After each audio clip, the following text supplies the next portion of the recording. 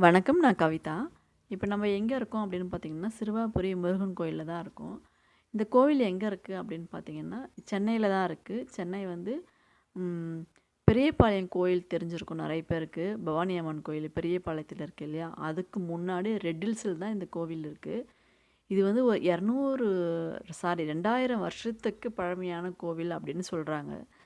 முருகப்பெருமான் கோவில் தான் இது.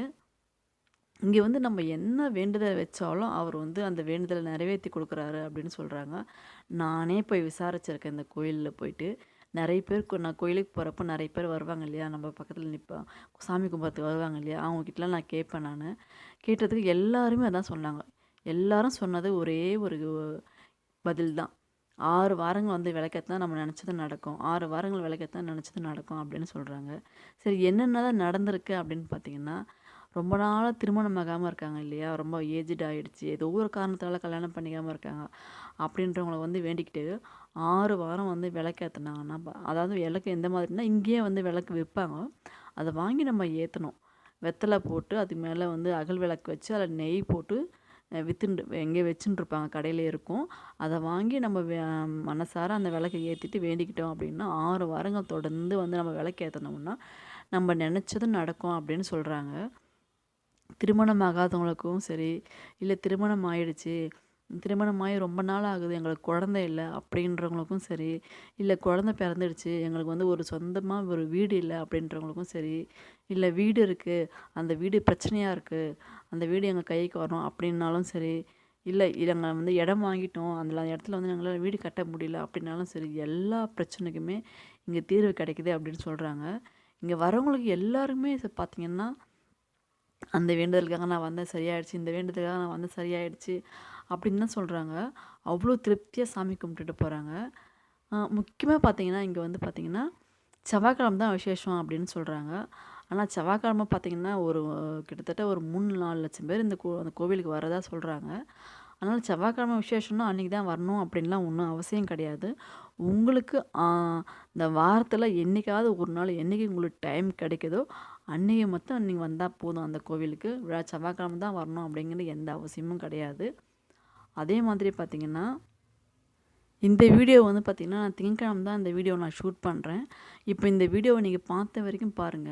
ரொம்ப ஃப்ரீயா இருக்கும். அந்த லைன்ல கியூல நிக்கிறதா இருந்தாலும் சரி, கோவிலா இருந்தாலும் சரி, எல்லாமே ரொம்ப ஃப்ரீயா இருக்கும். நீங்க திங்கட்கிழம வந்தீங்க அப்படின்னா பார்த்தீங்கன்னா, நீங்க எந்த டென்ஷனும் இல்லாம ரிலாக்ஸா வந்து சாமி கும்பிட்டுட்டு கொஞ்ச நேரம் உட்காந்துட்டு, அந்த கடவுள்கிட்ட உங்களோட பிரச்சனைய சொல்லிட்டு, நீங்க ஃப்ரீயா சாமி கும்பிட்டுட்டு போலாம். இதே மத்த நாள்ல நீங்க வந்தீங்க அப்படின்னா, ஓவர் கூட்டமா இருப்பாங்க. உங்களால சாமிய ஃப்ரீயா பார்க்க முடியாது.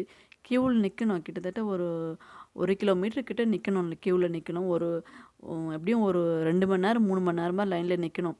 இப்ப நீங்க குழந்தைகள கூட்டிட்டு போறீங்க, இல்ல வயசானவங்கள கூட்டிட்டு போறீங்க அப்படின்னா, நீங்க அந்த மாரி லைன்ல நிக்க முடியாது. அதனால திங்கட்கிழமை போனீங்கன்னா, உங்களுக்கு வந்து ரொம்ப ஈஸியா இருக்கும். ஒரு 10 நிமிஷம், 20 நிமிஷம் தான் லைன்ல நிக்க வேண்டியதா இருக்கும். நீங்க அழகா பார்த்துட்டு நீங்க வெளில வந்துரலாம்.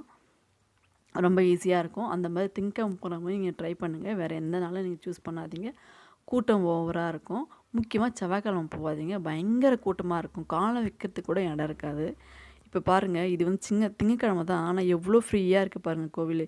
இந்த மாதிரி மத்த நாள்ல போனீங்கன்னா நீங்க பார்க்கவே முடியாது. திங்கட்கிழமைல மட்டும் தான் இவ்ளோ ஃப்ரீயா இருக்கும். இங்க வந்து இந்த வேண்டுதல் வந்து நெறைய பேர் சொல்றாங்கன்னா, இங்க வந்து கட்டாயம் நடக்குது இந்த வேண்டுதல் அப்படின்னு சொல்றாங்க. அதே மாரி 6 வாரங்கள் வந்துட்டு, கடைசி வாரம் வந்து என்ன பண்றாங்க, சாமிக்கு மாலை வாங்கி போட்டுட்டு, அ மா சாமிக்கு போட்ட மாலைய அவங்க எடுத்துட்டு போறாங்க. அதேமாரி சாக்லேட் வாங்கி தராங்க நெறைய பேரு. அந்த வேண்டுதல் நிறைவேறின உடனே சாக்லேட் வாங்கி தராங்க. அதுக்கப்புறம் பர்ஃபி வாங்கி தராங்க. ஸ்வீட்டு, பிஸ்கெட்டு இந்த மாரி எல்லாம் வாங்கி குடுக்குறாங்க. இது வந்து ரொம்ப சக்தி வாய்ந்த கோவில் அப்படின்னு சொல்றாங்க. ஆனா சென்னையில தான் இருக்கு. ஆனா எங்களுக்கே இவ்வளோ நாளா இந்த விஷயம் எங்களுக்கு தெரியாது. இந்த கோவில பத்தி நாங்க கேள்விப்பட்டதும் கிடையாது. யாரோ ஒருத்தர் மூலம் எனக்கு சொன்னாங்க, "இந்த கோவிலுக்கு போயிட்டு வாங்க" அப்படின்னு சொல்லிட்டு. அதுக்கப்புறம் தான் நாங்க போனோம். நாங்க போனத பார்த்தா அங்க போய் நாங்க கேட்டதெல்லாம் பார்த்தீங்கன்னா, அப்படியே பார்த்து அப்படியே வியந்து போயிட்டோம் அப்படியே. "இவ்ளோ விசேஷமான கோவிலா இது? இவ்ளோ பெரிய கோவிலா இது? இவ்வளோ நாள் நம்ம கேள்விப்படாமலே இல்லையே, நம்ம வராம மிஸ் பண்ணிட்டோமே இவ்வளோ நாள் நம்ம வராம இந்த முருகப்பெருமான வந்து பார்க்கறதுக்கு நம்மளுக்கு வாய்ப்பு கிடைக்கலையே" அப்படின்னு சொல்லிட்டு.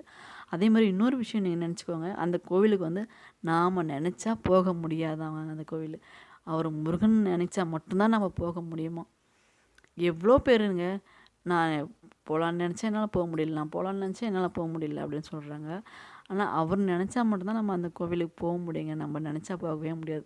நானும் அப்படி தான் ஒரு நாள் பிளான் பண்ணேன், போகலாம் ரெடி ஆகிட்டேன், எல்லாம் ரெடி பண்ணி வச்சுட்டேன். ஆனால் அன்றைக்கி என்னால் போகவே முடியல. என்னமோ தெரியல, பெரிய ரீசன்லாம் ஒன்றும் கிடையாது. ஆனால் நான் அன்றைக்கி போகவே இல்லை, நின்ட்டேன். ஆனால் திடீர்னு ஒரு நாள் கிளம்பி நான் போகிறேன். இந்த வீடியோவை பார்க்குற நீங்கள் உங்களுக்கு இல்லைன்னா கூட வேறு யாருக்காவது இந்த வீடியோ தேவைப்பட்டுச்சுன்னா தயவு செஞ்சு அவங்களுக்கு ஷேர் பண்ணுங்கள். இந்த வீடியோ வந்து உங்களுக்கு பிடிச்சிருந்தது அப்படின்னா சப்ஸ்கிரைப் பண்ணுங்கள். நன்றி, வணக்கம்.